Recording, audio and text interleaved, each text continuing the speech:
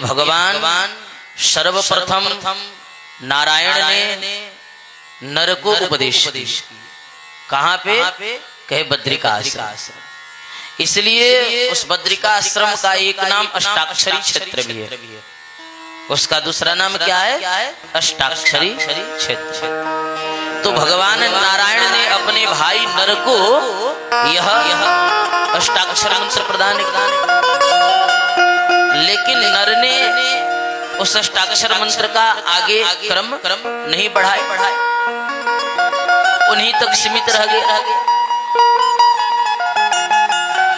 भगवान त्रिपाद विभूति में वैकुंठनाथ भगवान वैकुंठ वल्लभ श्री महालक्ष्मी को द्वय मंत्र का उपदेश किया,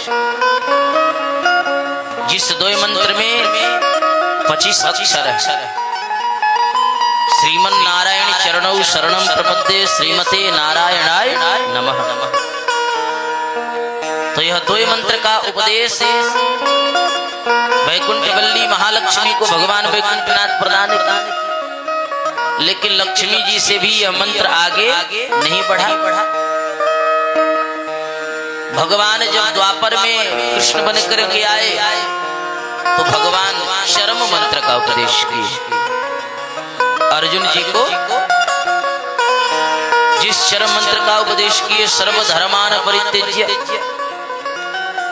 जब हम और आप संसार में भटके हुए पावर जीव जब भगवत जिज्ञासा करता है कि हम संसार का होकर के तो बहुत देख लिए, अब भगवान का हम होकर के रहेंगे, ये जब मन में धारणा करता है, आचार्य जब कृपा करते हैं तो ऐसे मन में यह भावना आती है, और तब उस भावना से युक्त होकर के भगवत शरणागति आचार्य चरणों के माध्यम से जीव करता है।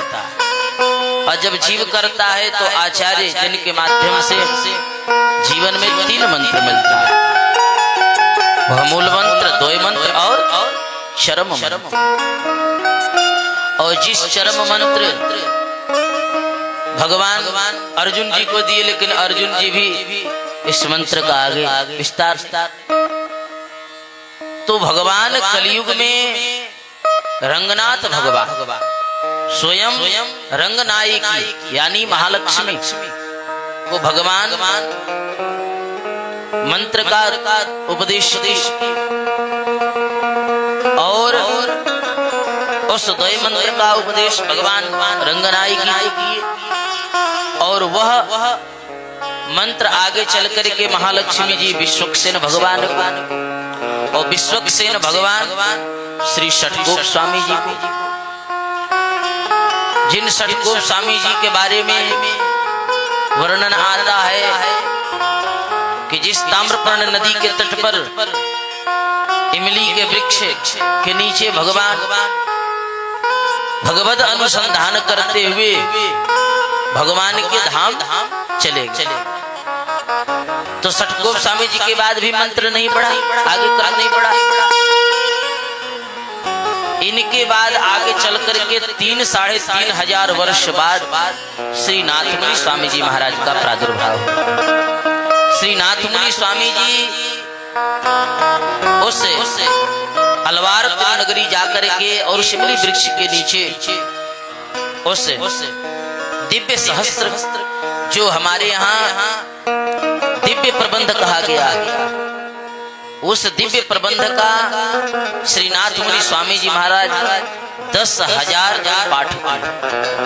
जब पाठ किए तो भगवान स्वयं महालक्ष्मी जी को प्रेरित करके महालक्ष्मी जी षटकोपसुरी को, षटकोप स्वामी जी का ही नाम परांकुश मुनि, तो उन परांकुश स्वामी जी को भेजी कि जाओ जाकर के मंत्र का उपदेश करो, मंत्र का विस्तार हो। क्योंकि इस कलयुग में भक्ति और भगवान के नाम की महिमा आगे वैष्णवी ये दीक्षा वैष्णवी परंपरा आगे बढ़े इस कलयुग में। तो इस तरह प्रेरित करके षटकोप स्वामी जी को भेजी। षटकोप स्वामी जी आकर के कृपा करके नाथमुनि स्वामी जी को वह मंत्र प्रदान। वहीं नाथ मुनि स्वामी जी से आगे चल करके श्री रामकृष्ण स्वामी जी महाराज और आगे चल करके ऐसे भगवत्पाद भाष्यकार रामानुज स्वामी जी महाराज की परंपरा से यह मंत्र आगे अग्रसरित आगे बढ़ा। तो नाथ मुनि स्वामी जी को मध्य में रख करके हम रोज मंगलाचरण में करते हैं ना, अपने ध्यान करते हैं। लक्ष्मीनाथ समारंभा नाथयामुनमध्यमा अस्मदाचार्य पर्यंता वंदे गुरु परंपरा। तो ऐसी परंपरा में हम और आप दीक्षित है, ऐसी यह दिव्य परंपरा। तो मूल मंत्र का सार ही यह श्रीमद् भागवत महापुराण है। और कहा भी गया है, अर्थोयम ब्रह्म सूत्राणाम भरतार्थ विनिर्णय। यह ब्रह्म सूत्र का व्याख्यान है श्रीमद् भागवत महापुराण।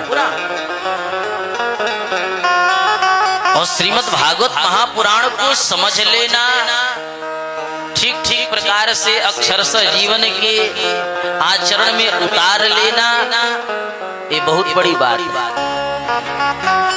लेकिन सुनकर के यदि जीवन हमारा थोड़ा बहुत भी यदि बदल गया तो सुनने से हमारा और आपका जीवन धन्य हो जाता है।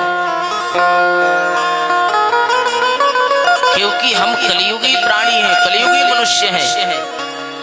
और कलियुग में हम चाहेंगे महाराज कि 100% हमारा आचरण सुधर जाए तो बड़ा मुमकिन है, बड़ा कठिन है। लेकिन प्रयास करेंगे।